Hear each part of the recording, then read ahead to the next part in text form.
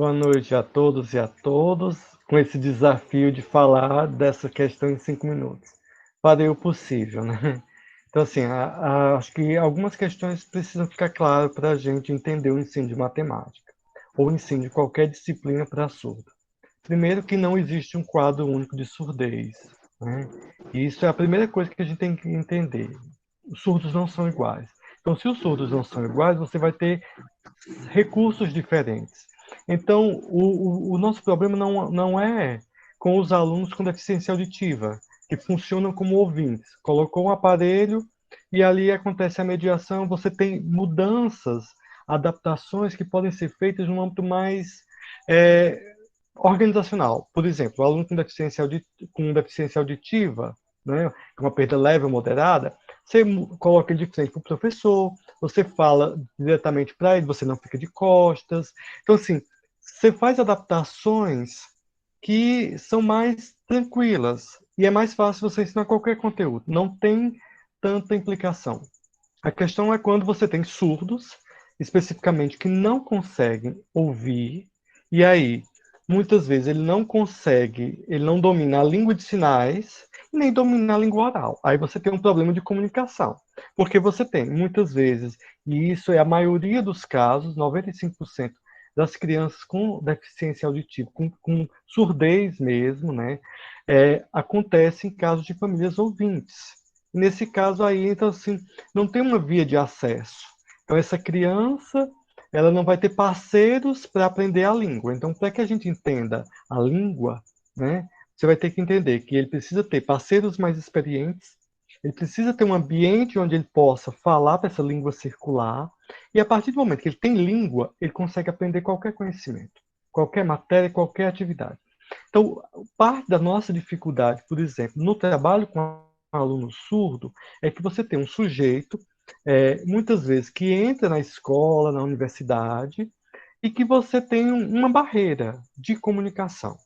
E essa barreira de comunicação, ela impede, por exemplo, o ensino, e no caso da matemática, esse aluno compreender e ter as mediações necessárias. Então, quando você tem esses dois sujeitos que compartilham a mesma língua, isso muitas vezes não acontece diretamente, professor-aluno, mas com a via do intérprete, é uma alternativa. Só que acontece interferências na comunicação, às vezes dá confusão. Confusão como? O professor está trabalhando um conceito específico, é uma língua que muitas vezes não tem todos os sinais, e quando não tem os sinais, aí vocês me perguntam, como é que se ensina quando você não tem o sinal para trabalhar um conceito? Geralmente você soletra. Essa soletração que nós chamamos de digitação, uma soletração mímica, tipo matemática. O sinal de matemática é esse. Então, ensinar matemática. Por exemplo, a aula agora é de matemática para surdo. Mas vamos supor que aqui é o conceito de matemática, da disciplina matemática.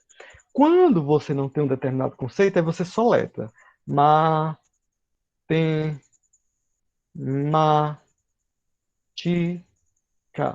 O problema é que não se ensina conceitos desse modo, soletrando.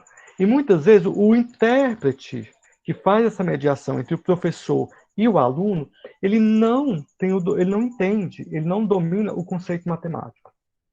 Então, aí entra no grande desafio da gente, que é justamente a transposição do conteúdo científico de uma área para o aluno, mas de uma língua para outra. E aí a gente tem os desafios da língua. O desafio de uma língua que ainda não tem todos os sinais, o desafio de uma língua que ela é visual gestual, que ela tem uma natureza diferente dessa nossa língua que é oral auditiva. Então, nós escutamos e falamos. Eles veem e eles sinalizam. Então, é uma natureza totalmente diferente, principalmente de uma língua que não tem escrita. Então, justamente, como é que você vai fazer?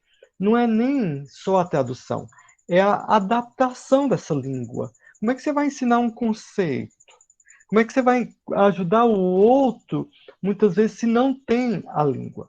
Então, alguns desafios para a gente pensar a escola, de maneira geral, que eu acho que já está chegando aos 5 minutos, mas para que a gente fique claro.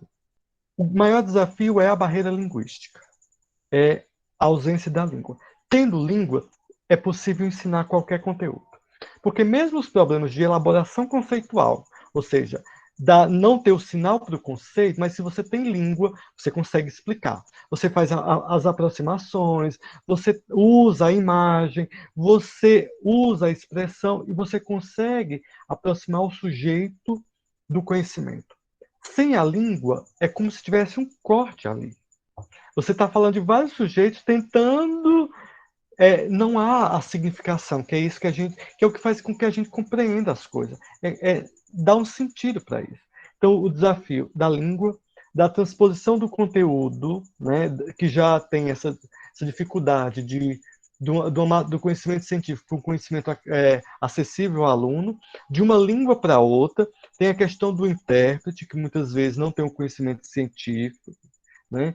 E você tem a questão da responsabilização do intérprete, você tem a questão da formação de professores, então, só a partir de 2005 para cá é que foi assegurado, por exemplo, uma disciplina de Libras nos cursos de formação de professores. É uma disciplina inicial, muitas vezes. Aí você tem um aluno surdo, um grande desafio, você bota um menino só. Gente, quem aprendeu língua sabe que como é que você dá um up na língua? Quando você tem parceiros para você conversar, dialogar. Você bota um menino surdo numa sala que ele não tem parceiros. Então, veja como tem o problema. Então, a língua não circula, que é um outro problema da Libras na escola. Você pode ter 10 surdos, mas se você pulveriza esses meninos, cada um numa sala, não tem uma comunidade. Você não tem outros falantes que têm um nível de complexidade da língua, é como se você não se desenvolvesse. Você fica só ali aqueles alunos, quando tem outro parceiro, mas o parceiro no mesmo nível, né? Então, assim, são desafios para a gente pensar a formação, pensar a escola, pensar o conhecimento, né? E que a gente está lutando para que, aos poucos, né, o desafio de ensinar e aprender matemática, história, acesso ao conhecimento. Eu acho que a grande conquista da escola é criar espaço de inclusão no sentido. Muitas vezes já tem um acesso. Estou terminando, Rafael, né, que eu sei que está no horário. Já deu, Já, o desafio vai falar. Assim, a gente já tem muitas vezes o acesso. O desafio agora é garantir condições de permanência e de sucesso. E sucesso como condições de aprendizado. Essas condições de aprendizado para que o menino não seja excluído internamente, que é os excluídos do interior que o Bourdieu e o professor Luiz Carlos de Freitas trabalha. Não é mais a barreira do acesso a entrar no sistema. É o mais perverso ainda. É você entrar no sistema, você ficar lá dentro muitos anos e você não se apropriar do que é vinculado ali. E aí, quando o sujeito não, por exemplo, não consegue aprender, porque não tem a língua, porque não tem um intérprete, porque não tem um material adaptado, e aí joga tudo no âmbito do indivíduo. Foi você que não conseguiu aprender, né? Quando muitas vezes são essas condições concretas que impossibilitam que o sujeito tenha sucesso. Então, nosso desafio, né, é não mais só o acesso, agora é a permanência e é o sucesso, né? Então, para fechar, e estou aberto agora para discussões, para ouvir vocês, né? As dúvidas. Acho que eu aprendo muito quando eu posso escutar, porque é justamente o trazer essas questões para quem está no chão da sala de aula mais diretamente, ou quem está pensando essas questões que nos ajudam a compreender outros espaços e outros lugares.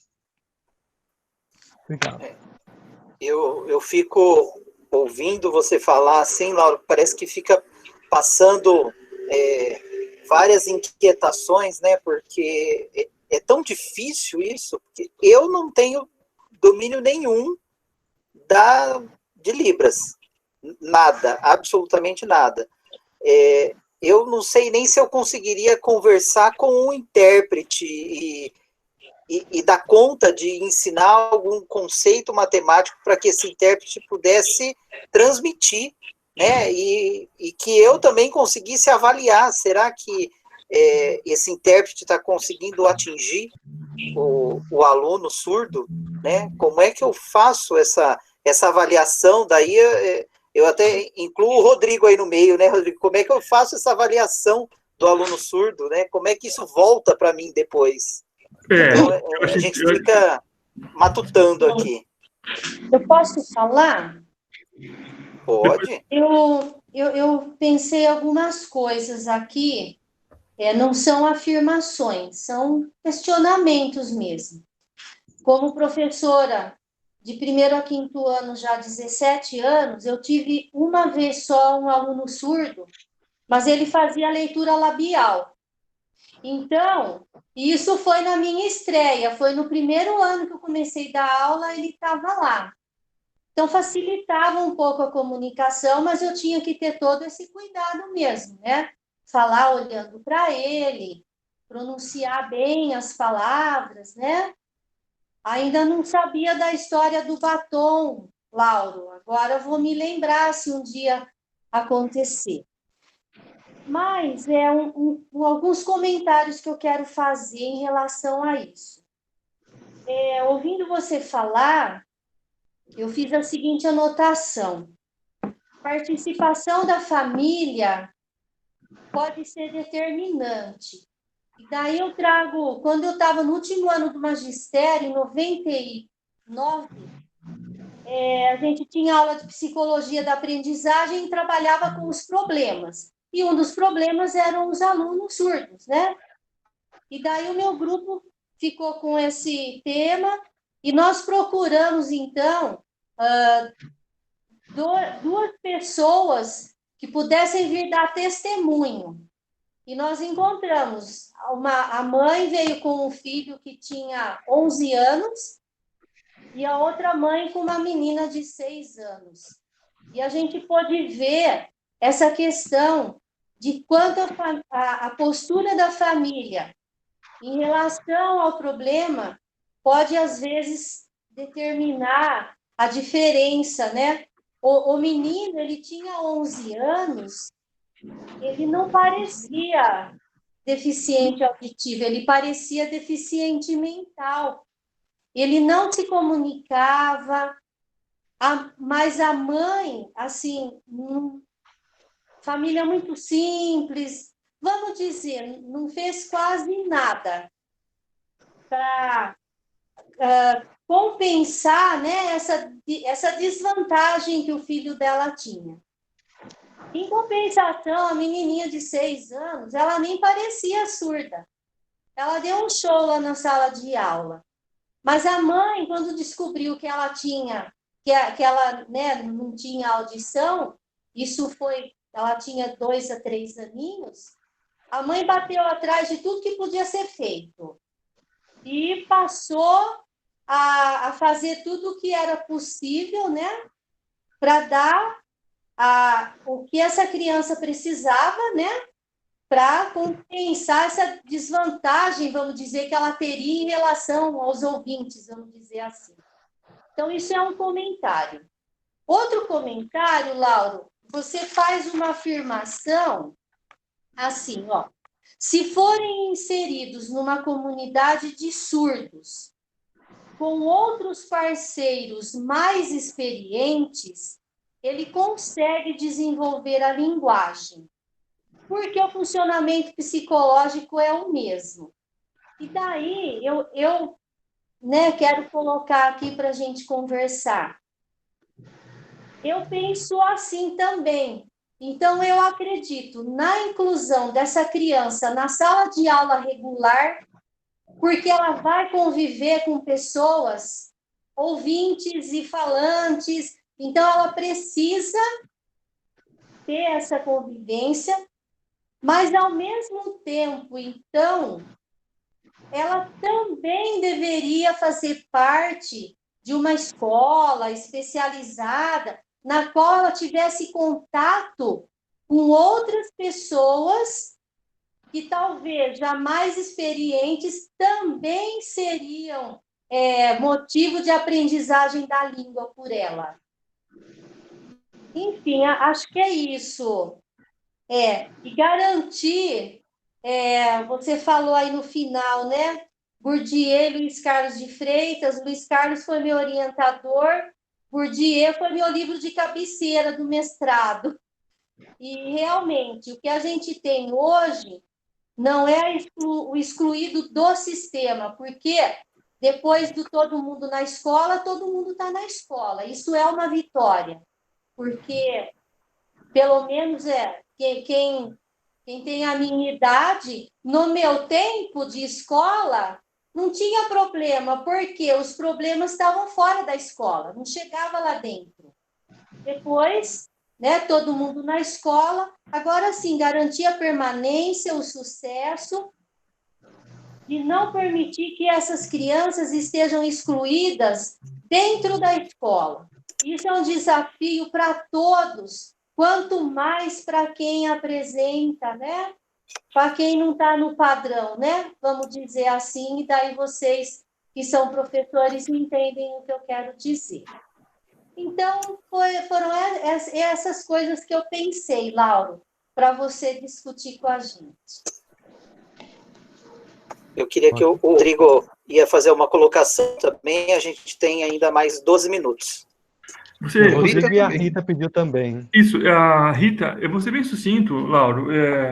Existe uma relação que a Rosana destacou, mas eu queria destacar uma relação entre a língua e a matemática, porque a matemática ela não tem oralidade, ela utiliza a língua para fazer essa oralidade, e a língua, a lógica e a matemática estão entrelaçadas. Até que tem uma atividade que, se você pegar uma folha de uma primeira página de um jornal e tirar tudo que tem de matemática ali, o jornal fica um queijo suíço, porque a língua e a matemática se entrelaçam. Então, acho que o grande desafio é como ensinar matemática diante dessa dependência. E vamos lembrar que o Chomsky, né, falou que o maior órgão do corpo não é a pele, é a língua, por causa do inatismo da língua, né? E eu queria compartilhar com vocês que eu dou aula na pós da PUC, né, neuroaprendizagem, e eu tenho uma aluna que é deficiente auditiva. O que a gente tem que fazer? A gente tem que dar aula, ela faz leitura labial. Depois, na gravação, a gente tem um aplicativo que a gente utiliza que traduz tudo para ela. Então, durante as aulas, ela assiste como se estivesse falando aqui, né? E depois ela recebe toda a gravação. Então, também, o que eu queria destacar é o seguinte, passando aí pelo Chomsky, né, e pela essa ligação entre língua e matemática, o grande desafio é também formar professores porque a educação especial ganhou espaço pouco tempo, né? Então, o domínio das habilidades e competências e recursos para se trabalhar o professor que também vai dar aula. Lógico, a presença da família, mas se a estrutura da faculdade, que nem a PUC, tem um pessoal que acompanha, desde o começo até o fim, acompanha de verdade. Porque se você não fizer isso, eles vão falar, professor, o senhor não fez isso. Eu queria deixar essa contribuição, tá bom? A Rita queria pedir para falar. Laura, obrigada pela apresentação. Esse tópico eu acho que comove muito, eu acho que é um negócio que às vezes tem coisas simples para fazer e a gente não é formado para isso, a gente não... Eu formei antes de 2005, então eu não tive isso na faculdade, é uma área que eu me sinto bem despreparada, e acho que tem muita coisa interessante para ver, até em termos de desafio de explicações matemáticas, um pouco como o Rodrigo estava falando. Eu acho que é bacana você pensar como você vai explicar um conceito, não é traduzir ele em palavras e digitar, né, igual você está falando. Tem outras coisas que você pode fazer para deixar esse conceito claro. E ano passado eu participei da CEPROMAT, que é aquela semana do professor de matemática dos alunos da licenciatura da Unicamp, e teve uma pesquisadora da Federal do Cariri que apresentou o trabalho dela, não sei se você conhece, a Glaisa, né, Francisca Glaisa, que ela está fazendo um material com símbolos de geometria para a língua de sinais. Eu achei muito legal, eu não sei se você conhece, eu achei, é uma tese do Prof. Mate, a gente pode baixar, vou mandar aqui no chat, quem quiser ver.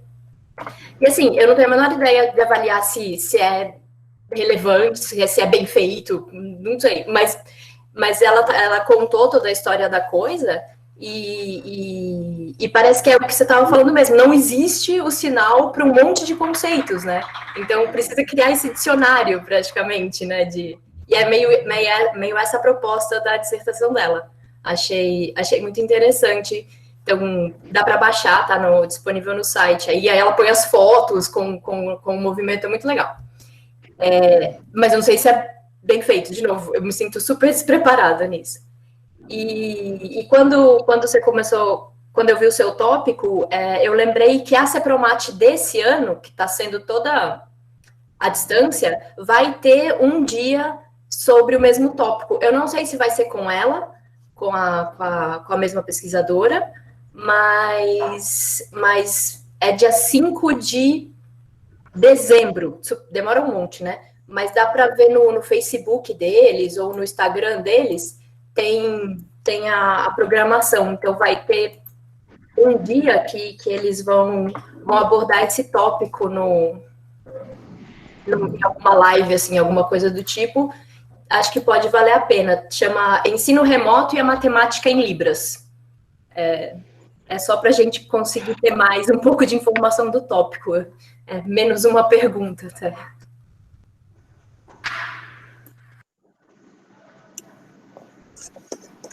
A Solange tinha pedido para falar também. Eu vou falar. Aí eu vou arrematar todos. Eu vou falar como diretora de escola agora. Eu era diretora quando chegou a inclusão dentro da escola, que nem um terremoto, sendo bem franca para você. Chegou assim, ó, abriram as portas e lá vem todos, certo? E hoje a situação não está muito diferente, Laura, porque além dos surdos, que as meninas não têm libras, não estão preparadas para receber, não têm formação, nós temos outras síndromes dentro da sala de aula. E não é uma. Eu chego a ter professoras que têm 4 a 5 alunos com síndromes diferentes. Entendeu? Então, é assim, a escola passa por um período muito difícil de adaptação da inclusão. Ela não tem preparo para isso. Estou falando para você porque é muito triste isso. Porque vieram umas verbas do governo para montar salas de AEE, que é a sala onde você trata as crianças, tão tempo com as crianças, crianças sem laudo, que o pai, infelizmente, alguns pais não têm nem noção do que o filho tem, sabe? Acha que é bobeira o que o filho tem.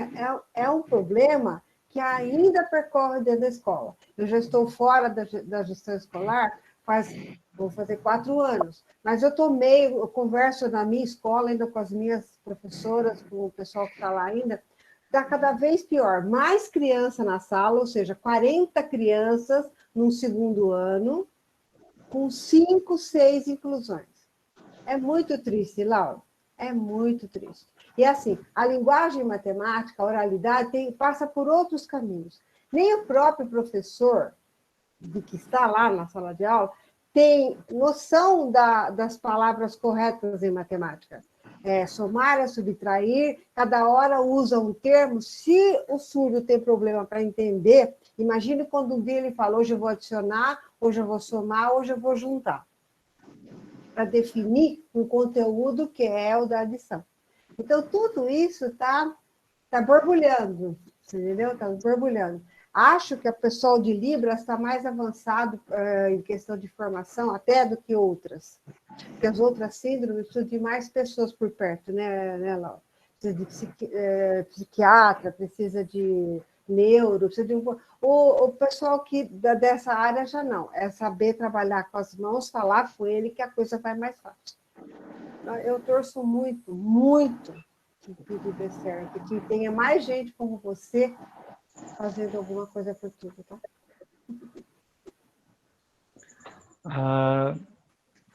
As questões que vocês trazem são questões assim muito importantes. São questões que partem da realidade do chão da escola, parte do trabalho da pesquisa. Quer dizer, é um olhar para a diversidade, multiplicidade desse processo que é ensinar, né? E aí, assim, algumas coisas que vocês tocaram, que eu quero tocar em algumas questões para a gente entender o processo. Então, por exemplo, assim, o desafio da inclusão. Quando a gente fala de inclusão, por exemplo, assim, você tem países da Europa, já vou. países do norte da Europa, eles começaram o processo de inclusão. Eu já vou. No final da Já década tô de indo, 50. velho. Obrigado. No final da década de 50. Marcos, Então, eles seu já estão, microfone. né? E aí vocês imaginem que quando isso chega no Brasil, o processo de inclusão provindo de lá, já estão quase 40 anos de atraso. Então, de adaptação, de estrutura, de formação. Então, veja, quando a gente começa a falar no Brasil de inclusão, no início da década de 90, já se falava de inclusão nesses modos final da Segunda Guerra Mundial, início dos anos 50. Então, veja como a gente precisa aí pensar o desafio da estrutura da escola, né, as barreiras. Então, quando a gente fala em inclusão, a gente tem barreiras, e as barreiras físicas, arquitetônicas, mas a gente tem barreiras que são muito mais difíceis de quebrar. São as barreiras, né, que dizem respeito ao currículo, que diz respeito à cultura da escola, que diz respeito à compreensão do que seja, por exemplo, as deficiências, as síndromes. Veja, é muita. Precisa de um trabalho muito com o humano, né? Para entender, por exemplo, para acreditar que o outro consegue aprender. Né? É dizer, olha, o trabalho com a família, não é porque a criança. Por exemplo, um esclarecimento que eu quero fazer, para a gente entender o seguinte: o surdo não tem necessariamente problema cognitivo, mas a ausência da língua e o fechamento do sujeito pode gerar casos de psicose, pode gerar casos de deficiência mental. Então, você vai ter uma série de complicações decorrentes da não acesso à língua, de condições que impactam o desenvolvimento. Né? Então, a educação é um potencializador disso que tem uma dimensão orgânica, por exemplo, da nossa capacidade de aprender. Então, todos nós temos o potencial de aprender a ler, escrever, operar com a matemática, com a física, com esses conteúdos. Né? Só que alguns sujeitos têm uma barreira biológica. Essa barreira biológica, às vezes, ela permite que você chegue até aqui, às vezes até aqui, às vezes um pouco menos. Mas a escola, para que ela consiga gerar essas possibilidades de aprendizagem e desenvolvimento, ela precisa de uma reestrutura do sistema atuando junto, das parcerias. E muitas vezes fica só a escola, aí a secretaria está aqui longe, o Estado está aqui longe, as políticas públicas não oferecem as condições. E, assim, é mais difícil, né? Então, o desafio da inclusão, e quem está no chão da escola sente isso de maneira muito mais dura, né? Com, às vezes, a transferência de responsabilidade, com situações que chegam e, assim, praticamente obrigam o professor a tomar uma posição, sendo que muitas vezes não depende só dele, né? E, assim, para a gente pensar nessas condições, acho que a gente precisa trazer isso, né? Pensar nas possibilidades do humano de aprender. Eu acho que a gente precisa começar a fazer essa discussão mais. E, assim, a gente falava da relação ensino-aprendizagem. Se tirou o ensino agora, é só o aprender. E aí tem uma série de implicações. Por exemplo, esse polo não é dicotômico, é interativo. Você precisa dos dois, mas você precisa de condições para ensinar e você precisa de condições para o sujeito aprender. Né? E isso em qualquer campo. E aí, por exemplo, a língua, a matemática como língua. Né? Então, a importância de compreender a matemática como língua e que se você consegue acessar essa língua, você consegue operar com ela. Então, isso é um desafio. Né? O desafio de fazer com que... Tá bom, Rafael, tem 3 minutos. Vou fechar. Né? E a questão da formação de professores, que é um desafio também, né? Todos nós que nos formamos antes de 2005, nós não tivemos disciplinas de Libras, muitos não tiveram disciplinas de educação especial, muitos, quando conseguiram ter algum conhecimento, algum conteúdo do desenvolvimento atípico, né? Foi pulverizar nas disciplinas de psicologia do desenvolvimento e da aprendizagem, e isso tem impactos, né? E como construir condições, né? E aí a questão da Rita, né? Da língua que não tem sinais, da construção dos sinais e do desafio que é, porque assim, porque tem a variedade linguística. Até para você construir um dicionário, é interessante, importante, mas precisa ser convencionalizado, porque senão você torna um gueto. Porque se você desenvolve a língua ali, naquela comunidade, mas esses sinais, eles não conseguem ser compartilhados. No caso, você vai ter um gueto, que é uma questão que eu não toquei na vez passada, mas para finalizar. Tem uma perspectiva de um grupo do Rio Grande do Sul, do Sign Right, escrita dos sinais, né? Que é tentar ter uma escrita para a língua de sinais. E a discussão que a gente faz assim, será que isso vai ampliar o acesso do surdo ou vai tornar ele mais guetificado? Porque se na língua que é falada na comunidade, às vezes você não tem acesso, imagine uma língua escrita, a transcrição dos sinais. Vocês imaginem como é, né? Porque justamente eles pegam a representação gráfica da dança, de como a dança faz, dos movimentos, e aí você tenta, né, traduzir isso para a escrita de uma língua visual. Olha o desafio. E aí eu fico pensando, será se o desafio tem que andar nesse rumo, né? Para a gente refletir, porque é pensar em condições de ser acessível. O que é possível fazer com as condições que a gente tem? Porque senão a gente começa a devanear, imaginar coisas para a escola, só que a escola real que a gente tem é essa. É essa, quando muito tem, muitas vezes, um intérprete. Quando muitos a gente tem, né,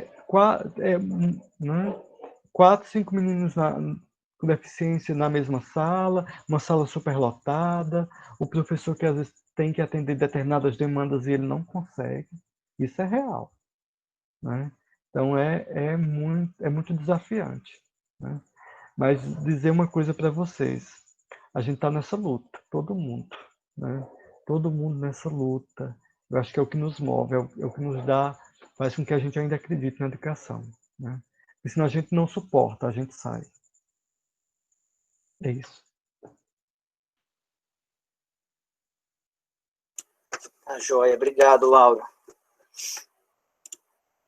Agora, Silvana, fazer uma